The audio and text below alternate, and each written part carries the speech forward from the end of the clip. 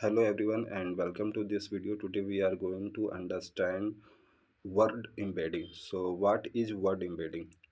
From tokenization we know that if we have a sentence, let's say I am Ravi, then after tokenization this sentence will get converted to a vector containing several digits. Let's say we got this digit. This is just arbitrarily I am choosing. So let's say we have a vector something like this. From this vector we can see that it is not representing any semantic relation between the words. Other problem is if we have large number of words in our corpus, then this number will become more larger and it can cause to exploding gradient problem in further processing. To tackle that, we convert this lower dimensional number to a higher dimensional vector. This higher dimensional can be anything. This can be like 512 cross 1 or maybe 256 cross 1 or whatever. This is all depend upon us. If we choose much larger dimension, then it will contain that information in much good way. Like what I mean to say, like if we have higher dimensional, then it will learn that context about that word in better way. But if we have very high dimensional, let's say 2048 or more than that, then it will create a problem of resources. We need more resources for storing this vector, as well as computation resources will be high. So we have to choose depending upon whatever resources we have. And let's understand how it is going to understand the context. Let's say instead of I am Ravi, we have king, queen or something. So let's say we have two dimensions instead of 512 or 252 or 254, whatever dimension. We, instead of going that large, just to understand, we will just increment this vector to a two-dimensional this number to a two-dimensional vector. And let's say we have generated two vector. Okay. Maybe this vector is representing king, this can represent queen,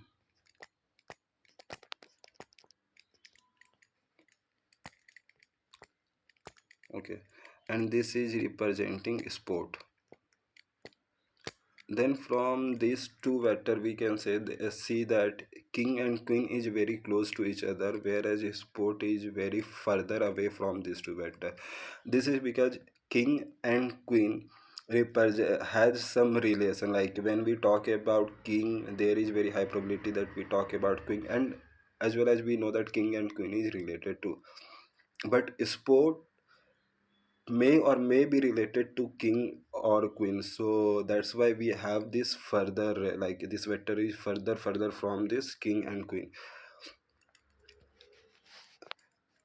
And just like this, like we can represent our semantic information between the words in a sentence, right? So when we convert this number to a higher dimensional, this conversion or this process of conversion is known as word embedding. Yeah, that's it from the theory. Let's implement it in PyTorch.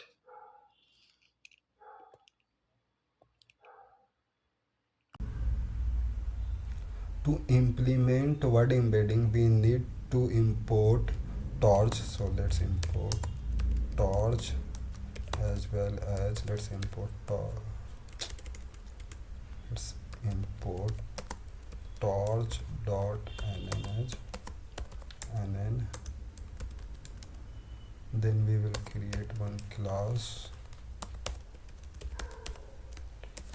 where we are going to import all the modules from the nn.module. Let's define init function, and then we will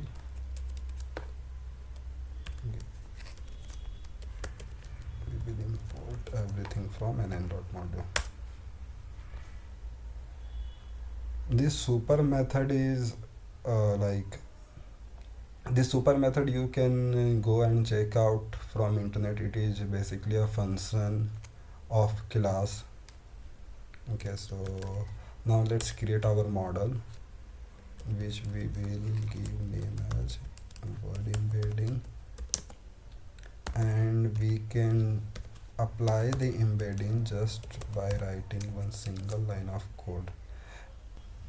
And we know that we want to take our token id to a higher dimension. We need that dimension. Let's say we have given that dimension to d input. One more dimension we need, and that is this size, like how many for example in vocabulary we have 50,000 word, then we want to convert all those 50,000 word into our embedding. So we need to define our vocab size as well.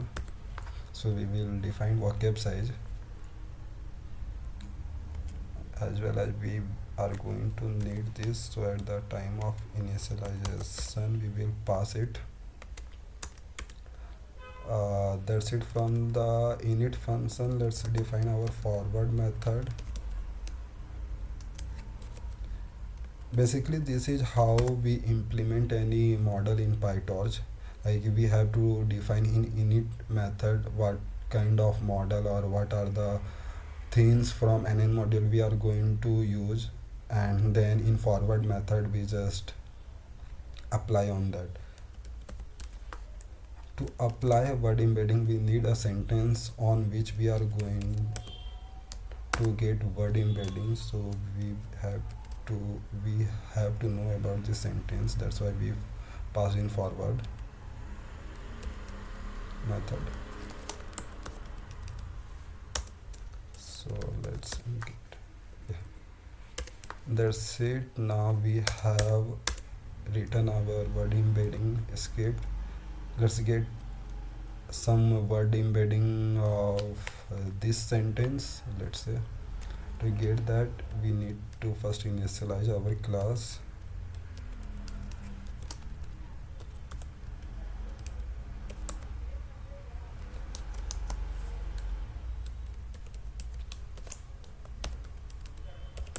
Just initialize with, we need to pass vocab size as well as d input. So this d input we are going to assign. So let's assign 25, and to get this vocab size we can use tokenizer dot get vocab method, and we will just apply the length so that we can have vocab size. Now we have both of vocab size as well as d inputs. So let's apply word embedding, to which I will just say embedding.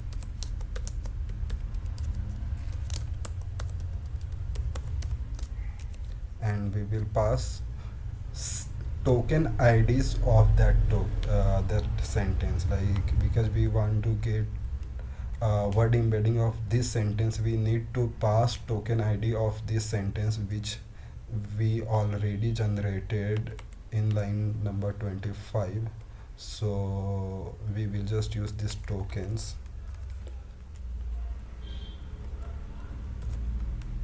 dot IDs. But this tokens ID is not in tensor format, so first we need to convert it into a tensor, and let give name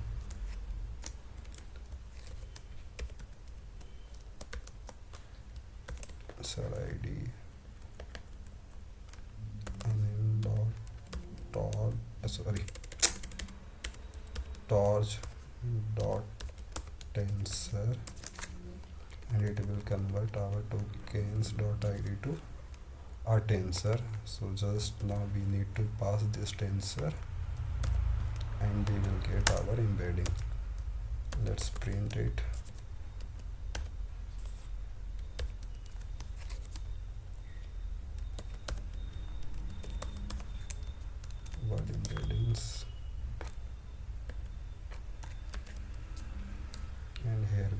simply pass embedding variable, and let's also print shape of our tensor.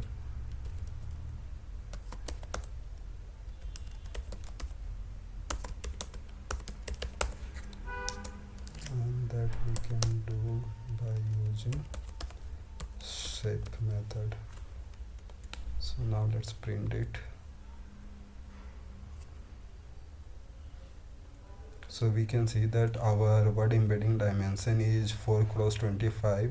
Why 4? Because in our sentence we had only 4 words, and corresponding to each word we got one embedding higher dimensional vector. Yeah, that's it from my side, and thank you very much for your attention.